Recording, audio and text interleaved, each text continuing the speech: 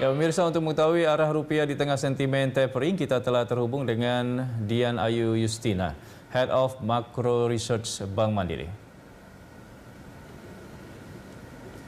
Ya, Bu Dian, seperti apa pergerakan rupiah sepekan hingga sore ini? Halo, selamat sore.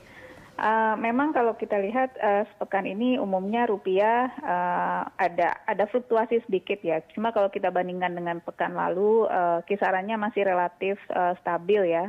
Berkisar antara 14.390 sampai akhir-akhir ini di 14.420. Jadi ada depresiasi tapi hanya sedikit. Iya, sentimen apa saja yang paling membebani rupiah sepekan ini? Memang ini isunya masih seputar faktor globalnya ya, terutama indikasi kalau Bank Sentral Amerika Fed akan mulai melakukan tapering. Ini terefleksi di hasil FOMC minutes meeting di bulan Juli yang beberapa anggota Fed itu mulai membicarakan atau bahkan mengindikasikan bahwa tapering akan mulai dilakukan tahun ini gitu. Jadi ini menimbulkan sentimen di market yang mempengaruhi juga nilai tukar rupiah. Ya, seperti apa pengaruh pertemuan Jackson Hole the Fed terhadap rupiah?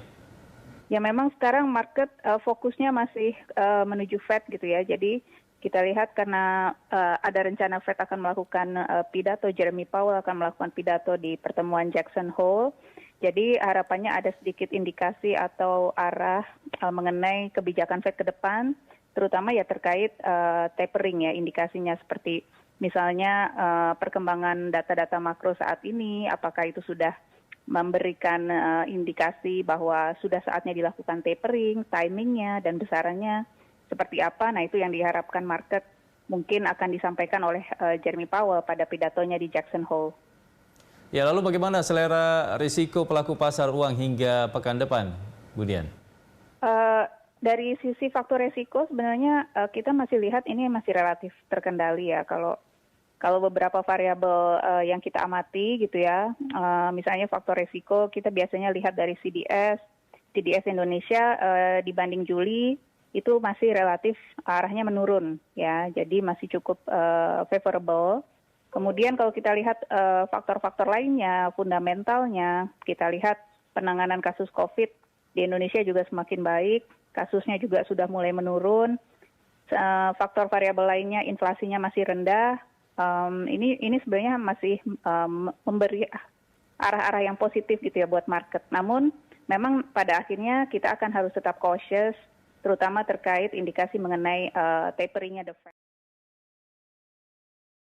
Akan sangat tergantung pada hasil pertemuan Jackson Hole di Amerika ya. Nanti kita lihat ke depannya bagaimana. Oke, bagaimana arah dan prospek rupiah hingga pekan depan? Apakah masih akan tertahan di atas 14.400? Iya, mungkin kita harus antisipasi kemungkinan adanya volatilitas ya terkait isu tapering ini. Kalau episode tapering tahun 2013 kan memang sebelum ada announcement itu kita biasanya melihat ada fluktuasi. Namun mungkin dampaknya nggak akan sebesar tahun 2013. Jadi kita lihat meskipun misalnya yang baru-baru saja ini terjadi ketika ada pengumuman FOMC minutes dan muncul ada sentimen bahwa ekspektasi bahwa tapering mungkin dilakukan tahun ini, market masih cukup kalem, relatif kalem ya dibandingkan tahun 2013 gitu. Jadi kita harap dampaknya nggak akan sebesar episode yang lalu, walaupun ya tetap kita harus antisipasi kemungkinan volatilitas. Meski tidak besar ya, kita harapannya tidak akan besar. Ya, Bu Dian, terkait dengan pasar obligasi, seperti apa tren pasar obligasi sepekan terakhir? Dari sisi pasar obligasi, kita lihat sebenarnya memang kalau kita lihat data sepekan ya, data terakhir itu masih tanggal 25, dibandingkan pekan lalu itu memang masih mencatat outflow ya, outflow sekitar 2,4 triliun. Namun hari terakhir ya tanggal 25 itu sentimennya sudah mulai membaik, jadi kelihatan asing sudah mencatat inflow. Jadi overall tren pasar obligasi ini masih cukup tersupport ya, baik dari sisi asing maupun dari sisi domestik. Dari sisi domestik juga demand dari pelaku domestik masih very adequate, masih cukup. Kemudian ke depan mungkin potensi supply government bonds ya itu akan menurun karena sesuai pemerintah kemarin mengumumkan ada penggunaan excess balance, saldo anggaran lebih untuk membiayai financing, kemudian juga ada SKB 3 dengan BI, itu potensi ke depannya akan menurunkan supply. Nah, ini harusnya bisa mensupport performa pasar obligasi ke depan. Ya, dengan pengaruh The Fed, apakah ada tren asing keluar dari obligasi RI? Memang ada risiko outflow ya, namun seperti yang saya bilang tadi, kemungkinan mungkin tidak akan besar karena posisi kita sudah berbeda dibandingkan tahun 2013 ya, ketika terjadi tapering dulu, karena saat ini memang meskipun kita masih terkendala oleh pandemi, namun beberapa variabel external balance itu masih cukup baik.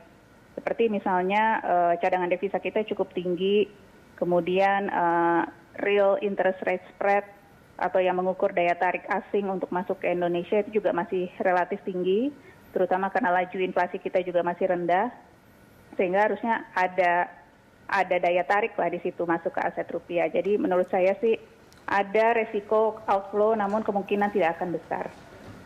Oke, baik. Terima kasih Bu Dian atas informasi dan analisanya, pemirsa. Dian Ayu Yustina, Head of Macro Research Bank Mandiri.